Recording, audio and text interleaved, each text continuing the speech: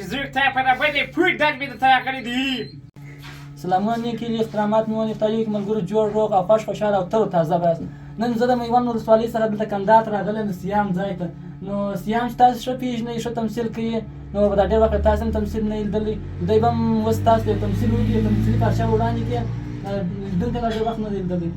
ښه راغلاست سیام صاحب. ډېره مننه ژوندی اوسې سلامت اوسې. ډېر خوشحاله شوم چې ته د هغه میوند ولسوالۍ څخه د دې کندهار ته راغلی او په دې خوشحاله شوم چې رالم په دې خوابدي شوم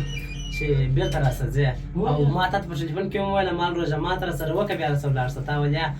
ځینې مصروفیتونه چې نو بېرته روان یې که ووایم چې خوشحاله یم هم نه یم خوشحاله که ووایم چې خوابدی یم هم نه یم خوابدی هیله لرم چې په خیر ورسېدلی. خیر پایسې الله ښه په خیره ورسېدلی. ډېره مننه دا چې تا اورېدونکو ته وویله چې زه در سیام صاحب در ځای رارسېدلی یم دا چې د خیاطي مصروفیتونه چې نو زما تمثیلونه کېدای شي ډېرو لیدونکو په دا ډېر وخت نه یې لیدلې زه ډېر مصروفه یم د خیاطي کارونه تا ته معلومېږي اختر وخت هم دی بیا اختر وخت هم دی نو زه به لیدونکو ته څه وایم او تا زما تعریف خپلو اورېدونکو ته وکړې نه زه به څه ورته وایم اورېدونکو ته خیر دی کوچنۍ موضوع ورته وایم ورته تشریح کړو چې په روژه کې ځینې دا راکاږي. ما ته څو وارې ویلي چې نه مې درته ویلي وم چې زه دا کور ته راسم خوشکې مه کوه روغتیایي کتونه نه کړي ماته خوند راکوي زه ګرده ورځ په روزانه کې ورک یم او ته چې دلته راسم دا یکله د مور سره خوشکې بیا یې د نورو اولادو سره خوشکې خو زما نه پاستن کېږي ته ولې دغونه ډېره خوشکې کوې ناکې نارې مه وه خدایي مې پنځلسمه روژه ده اوس به مې یو څه درته ویلي دا روژه مه راخرابه خو چې یو څه درته وایم بیا وایي روژه په غمېدلې ده او نه پر تا کومه ورځ نه وغمېدلې ته چې هر ورځ راسې دغسې چمونه کوې جنګونه کوې ته چې وایې ستا روژه ده بس د روژې تر مخه دې شپږ اووه ورځې خواري وکړله اوس چې نو پر موږ سترګې سرې نیولې تورتوګه راغله ده نه بلبل نه نارې وایي نارې مه وکړې بیا زه جنګ درسره کوم وه ته ګرده راته په یوه خوا یاست زړه مې غواړي چې اوس روژه ماته کړمه څه وکړمه خو هېڅ چا مو نه شم کولی ګرده راته وایي روژه در باندې غمېدلې ده بلاکم کومه غمېدلې ده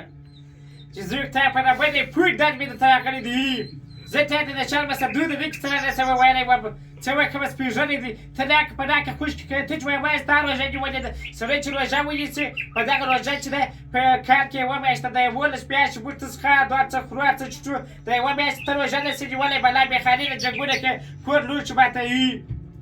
ما ورته ویلي چې دا کور لوشي به ماته به جنجالونه مه کوه تورته ګوره پر دا خواره کې لا روژه نه ده غمېدلې د هغه میونده څخه راغلي دي پر تا باندې روژه وغمېدله خیر دي زه تا ته څه نسم ویلی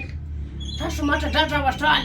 زه لیرې ځای څخه راکړل زما پیسې سر نه خلاصېدل تاسو ولې داسې لیله جنګونه کول د جمع خپلې ټکاکو روژه سمه په سمه توګه نیول یوازې موږ چټه کړل راکړل د هېڅ چا سره جنجال نه کول ما ورته ویلي چې د هېڅ چا سره جنجال مه کوه پخته هېڅ چا څه وایه هغه زه منم مننه